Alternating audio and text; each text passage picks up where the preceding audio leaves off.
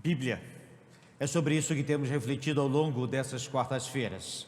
Hoje, Novo Testamento. E para começar, eu convido os irmãos a abrirem suas Bíblias no Evangelho de Lucas, capítulo 22, verso 20. Evangelho de Lucas, capítulo 22, verso 20.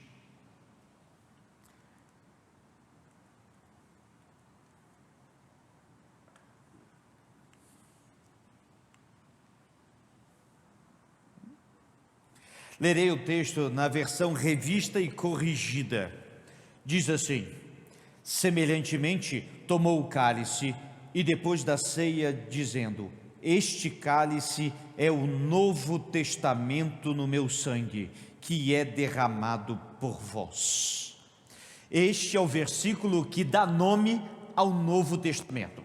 Em outra versão vai acontecer: esse cálice é a nova aliança derramado por vós. Novo Testamento. É sobre isso que queremos aprender hoje.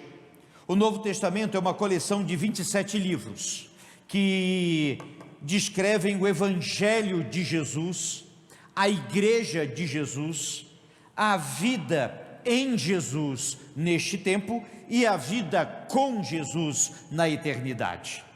Podemos resumir assim o Novo Testamento para que você possa compreender bem. E vamos, ao longo da reflexão, estudar cada um desses passos: o Evangelho de Jesus, a Igreja de Jesus, a vida em Jesus neste tempo e a vida com Jesus na eternidade. Esses 27 livros, meus irmãos, que foram então organizados, eu achei muito criativo essa organização que fizeram dos livros da Bíblia, aqui o Antigo Testamento e aqui o Novo Testamento. O Novo Testamento ele é menor, claro, que o Antigo Testamento, mas a riqueza dele, a profundidade e a mensagem que é Jesus Cristo. Ao longo desta reflexão, vamos repetir o nome de Jesus muitas e muitas vezes. Porque se quiséssemos resumir o Novo Testamento em uma palavra, ela é Jesus. E isso a gente vai acompanhar em cada uma das partes. É interessante, um só Senhor, diversos testemunhos, uma única mensagem. Daí a importância do Novo Testamento. Bem, vamos começar com o Evangelho de Jesus. A primeira parte do Novo Testamento, ela é composta de 4 livros: Mateus, Marcos, Lucas e João. Mateus, Marcos e Lucas são muito semelhantes na sua estrutura. João já é diferente, mas eles se somam quando eles vão contar a história de Jesus. Evangelho é boa nova. Está escrito lá em Lucas capítulo 2, versos 10 e 11. O anjo, porém, lhes disse: eis que vos trago boa nova, que será para todo o povo. Boa nova é evangelho. O anjo literalmente disse: eis que vos trago um evangelho. Esse evangelho é que conta a boa notícia da humanidade. Jesus veio para salvar e salvou. Os evangelhos trazem o nascimento, a vida, o ministério e morte, a ressurreição de Jesus e os fundamentos da igreja. Bem, fala sobre o nascimento de Jesus, nascimento miraculoso na pequena cidade de Belém. Descendente de Davi, nasceu da Virgem Maria e assim foi criado com José. O nascimento de Jesus foi testemunhado por pastores, por reis magos, por todos aqueles que ali estavam. Nasceu humilde, numa simples manjedoura.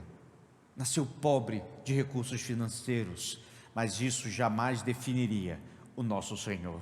E assim, o nascimento de Jesus é registrado, principalmente no livro de Mateus e de Lucas. No livro de João faz menção apenas que no princípio era o Verbo, e o Verbo estava com Deus, e o Verbo era Deus, e o Verbo se fez carne e habitou entre nós. Os evangelhos geralmente falam sobre a vida de Jesus. É interessante, perguntaram, e Jesus perguntou: quem dizem que eu sou? E Simão Pedro vai responder: Senhor, tu és o Cristo, o Filho do Deus vivo. A vida de Jesus foi extraordinária. A sua adolescência foi extraordinária, quando ele pôde ensinar aos doutores da lei. Quando ele inicia o seu ministério aos 30 anos de idade, e é importante lembrar disso, porque para um judeu daquele tempo, eles só dariam ouvidos a um mestre se ele tivesse pelo menos 30 anos de idade.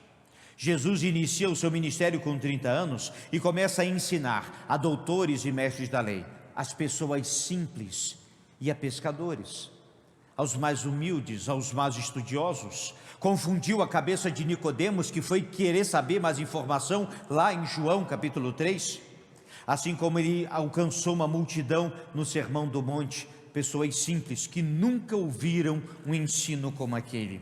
A vida de Jesus foi maravilhosa, mas o ministério de Jesus, o que ele fez, foi ainda mais extraordinário. Meus irmãos, ele pregou, está escrito em Mateus 4, daí por diante passou Jesus a pregar e dizer: arrependei-vos, porque está próximo o reino de Deus. Se você lembrar do profeta Jonas, a mensagem dele também era muito simples à cidade de Nínive: arrependei-vos. A mensagem de João Batista era muito simples: arrependei-vos. A mensagem de Jesus Cristo é a mesma: arrependei-vos. Era simples, mas era profunda, era necessária e tão importante. Jesus pregou para grupos bem pequenos e para multidões, como no Sermão do Monte. O ensino, e Jesus ensinou. E como ensinou, meus irmãos? Jesus ensinou a cada um dos seus discípulos e a todos quanto passaram por Jesus Cristo. Cada pessoa que passou por Jesus, ouviu uma palavra de Jesus, aprendeu alguma coisa. Isso é maravilhoso. Pode ter sido uma parábola que Jesus contou, uma história, pode ter sido um milagre, e cada milagre provocava mudança em quem recebeu o milagre e quem viu e participou. Pode ser mesmo no silêncio, na oração silenciosa de Jesus, ou simplesmente no dizer: sossegai para o mar. Jesus sempre ensinou, sempre ensinou. Por isso que o crente deve aprender todos os dias da sua vida, todos os dias. Jesus também vai realizar muitas curas e milagres. Ele, meus irmãos, vai curar doenças incuráveis, vai libertar endemoniados, vai perdoar pecados, vai salvar vidas, nem que seja nos últimos instantes dela, como no ladrão bom na cruz. E finalmente o ministério de Jesus passa pela salvação, porque o Filho do Homem veio buscar e salvar o perdido. Lucas 19:10 vai nos ensinar isso. Jesus Cristo veio para salvar. Esse era o ministério fundamental, prioritário de Jesus. Mas é interessante o que é a obra de Deus. Enquanto Jesus vai seguindo firme no seu alvo, ele vai fazendo outras coisas no meio do caminho. Ele vai abençoando, vai ajudando, vai curando, vai ensinando. Porventura, não é assim que devemos fazer também? Às vezes fico pensando em pessoas: eu sigo um alvo. Sim, seguimos um alvo e prosseguimos nele. Mas enquanto prosseguimos, podemos abençoar como Jesus o fez. Jesus também é maravilhoso. E os evangelhos trazem a respeito da redenção. Quando, pois, Jesus tomou o vinagre e disse: está consumado, inclinando a cabeça, rendeu o espírito. João 19:30 fala do último instante do ministério terreno de Jesus, quando ele, antes de ser crucificado, agora ele havia cumprido o plano para salvar o homem. Jesus teve que ir para uma cruz, mas ele não ficou nela. Jesus teve que ir numa cruz e morrer por nós, por nossos pecados e para nos dar salvação. Mas Jesus, ao terceiro dia, ressuscitou e foi visto primeiramente por Maria e depois por tantas outras. E, meus irmãos, muitas testemunhas viram Jesus ressuscitado, viram ir para a cruz e agora viram glorificado. Isso se consumou na cruz mas se tornou verdade na ressurreição e todos puderam testemunhar. Também o Evangelho nos traz que Cristo organizou a igreja e ali ele fez. Muito bem, meus irmãos, os evangelhos, eles são parte fundamental da vida do crente. Tive um professor sábio que dizia que todo crente deveria ler uma porção do evangelho todos os dias. Isso é verdade. Podemos aprender, crescer, beber da fonte que é Jesus Cristo. Por isso, leia os evangelhos. Bem, mas o Novo Testamento prossegue. Chegamos então, mais adiante, no livro de Atos e nas cartas de Paulo. O Novo Testamento, meus irmãos, ele vai tratar sobre a igreja de Jesus. Mateus 16, 18, Jesus vai falar: e sobre esta pedra edificarei a minha igreja, e as portas do inferno não prevalecerão contra ela. Jesus aqui estava falando do que Pedro havia dito, aquele fundamento, que tu és o Cristo, o Filho do Deus vivo. Esse é o fundamento da igreja. Pense, meus irmãos, que na igreja agora Jesus nos deu uma missão. Jesus nos deu uma missão. Antes de ir para o céu, Jesus disse: vão e façam discípulos de todas as nações, vão e preguem o evangelho. Jesus, meus irmãos, nos deu uma missão muito clara, e ele não disse: fique parado onde está. Jesus não disse: venha e traga visitantes para a igreja.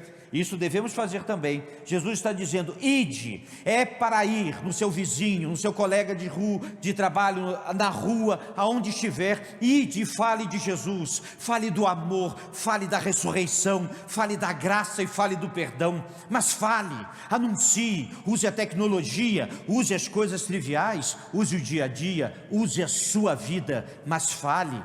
Foi isso que Jesus enviou a igreja para fazer. E adivinha, a igreja fez. Jesus também deu uma mensagem, ensinando-os a guardar todas as coisas que vos tenho ordenado: amor, perdão, salvação, arrependimento, obediência, santidade e muito mais. Vamos estudar com as classes de batismo e de doutrina, aqueles que chegam para a igreja. Estamos elaborando um novo material que vamos trabalhar. E esse material, além das doutrinas que nós sempre estudamos, nós acrescentamos um capítulo importante, que é a vida de Jesus. O objetivo é que todos os batizandos conheçam muito bem sobre Jesus Cristo. E certa vez fiz um exercício e eu listei 167 lições que Jesus Cristo ensinou. Isso que eu fiz num trabalho, e é claro que é muito mais do que isso. Só para vocês terem uma ideia da quantidade de lições que Jesus deixou, desde ler a Bíblia, como ele fez, e também entender que a única esperança para este mundo é Jesus. Também deixe o povo trabalhar, multiplicando os pães e peixes, tantas coisas que Jesus nos ensinou. É preciso aprender, é preciso viver. Jesus nos deixou uma mensagem. Fale dela, conheça. Jesus também, ele ensinou o método da igreja trabalhar. Não, Jesus não deixou um planejamento estratégico com gráficos e tantos organogramas, nada disso. Não deixou projeto de templo, muito menos uma escritura. Olha o método que Jesus deixou para a igreja e que a igreja aprendeu. E perseveravam na doutrina dos apóstolos e na comunhão, no partir do pão e nas orações. E em cada alma havia temor. Muitos prodígios e sinais eram feitos por intermédio dos apóstolos. Todos os que creram estavam juntos e tinham tudo em comum. Vendiam as propriedades e bens, distribuindo o produto entre todos, à medida que alguém tinha necessidade. Diariamente perseveravam unânimes no templo, partiam pão de casa em casa, tomavam as suas refeições com alegria e singeleza de coração, louvando a Deus e contando com a simpatia de todo o povo. Enquanto isso, acrescentava o Senhor, dia a dia, os que iam sendo salvos. Esse foi o método que Jesus escolheu, e esse foi o método que a igreja realizou. Também Jesus alertou a igreja acerca dos perigos, e ele falava a respeito das perseguições que viriam. Todos os outros missionários que viriam em diante entenderiam o que significava a palavra ser mártir. Estevão foi o primeiro mártir da igreja, está lá registrado em Atos. A partir de então, meus irmãos, vamos encontrar Paulo, que foi martirizado, encontramos Pedro, que foi martirizado, todos os outros discípulos, com exceção de João, foram martirizados. Meus irmãos, a igreja era perseguida e ele alertou dos perigos, alertou a respeito, e as cartas, tanto de Paulo, quanto de Pedro, quanto de João, alertam contra os falsos mestres, que invadiam a igreja com doutrinas terríveis, muito atual. E também a respeito da igreja, meus irmãos, Jesus levantou servos. Em Atos capítulo 13, verso 2 diz assim: e servindo eles ao Senhor e jejuando, disse o Espírito Santo: separai-me agora Barnabé e Saulo para a obra que os tenho chamado. E Jesus levantou missionários, levantou homens e mulheres que pregaram a palavra por todo o mundo até chegar a nós. Se pudermos resumir como era o retrato da igreja do Novo Testamento, é assim: uma igreja cristocêntrica. Você pode pegar qualquer uma das cartas de Paulo, qualquer uma das pregações registradas no livro de Atos, e você vai ver ele repetindo o nome de Jesus inúmeras vezes, a doutrina de Jesus, o amor e o perdão de Jesus. A igreja sempre foi e deve ser cristocêntrica. Ela não pode ser templária, onde o templo é mais importante. Ela não pode ser pastorcêntrica, onde o pastor é mais importante. Ela não pode ser com teorias esquisitas ou novas metodologias. A igreja foi e deve ser cristocêntrica. Também ela é missionária. A igreja nunca ficou parada e nem no mesmo lugar, ela crescia. A igreja estava unida, juntos, era uma palavra muito usada. Era uma igreja perseverante, porque eles tinham fé e tinham visão. Eles prosseguiam, independente das circunstâncias. E finalmente a igreja fazia a diferença necessária naquele tempo e em qualquer lugar. Esse é o retrato da igreja no Novo Testamento. Isso não quer dizer que a igreja daquele tempo não tinha problemas. Tinha, e muitos. Isso não quer dizer que eles nos passaram terríveis provações. Passaram. Mas quer saber? A igreja continuou sendo igreja do Senhor Jesus. Graças a Deus por isso. Uma terceira parte que aprendemos do Novo Testamento é a seguinte: a vida em Jesus neste tempo. O que o Novo Testamento também nos ensina, meus irmãos, é muito simples: como viver neste tempo. Tem muita gente procurando um monte de livro de autoajuda, querendo um monte de resposta. Leia o Novo Testamento e você ficará não apenas surpreso, mas tão confiante, tão cheio de fé, e você verá que o jeito de andar, de ser, de viver, de conviver, está escrito aqui. É só ler ou ouvir. A vida em Jesus nesse tempo. Filipenses capítulo 1, verso 21 diz: porquanto para mim o viver é Cristo. Porquanto para mim o viver é Cristo. Esse é o jeito do crente andar. Perceba, meus irmãos, que o Novo Testamento é esse manual de vida. O Sermão do Monte é uma forma extraordinária de viver. Leia a respeito dele. Próximo domingo de manhã, vamos estudar a respeito de um dos versos do Sermão do Monte. E o Sermão do Monte é extraordinário. Há um autor que diz que das bem-aventuranças ele chama dos homens extraordinários de Deus. Aqueles que conseguem fazer aquelas coisas, como eles são extraordinários diante de Deus.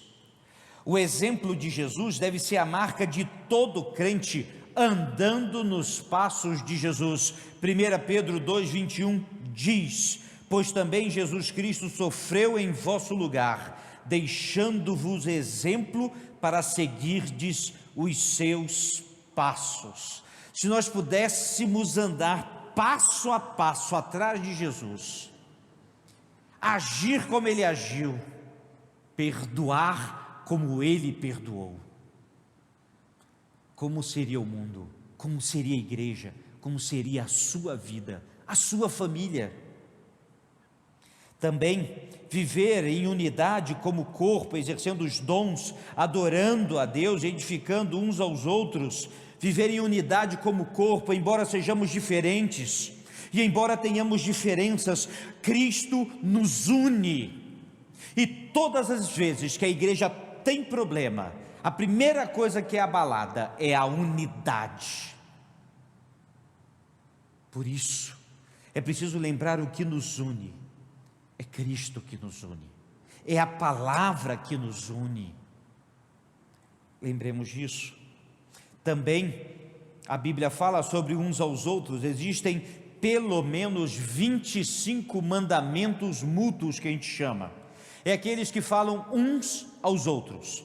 São eles: amem uns aos outros, sirvam uns aos outros, ajudem uns aos outros, suportem uns aos outros, orem uns pelos outros e tantos mais.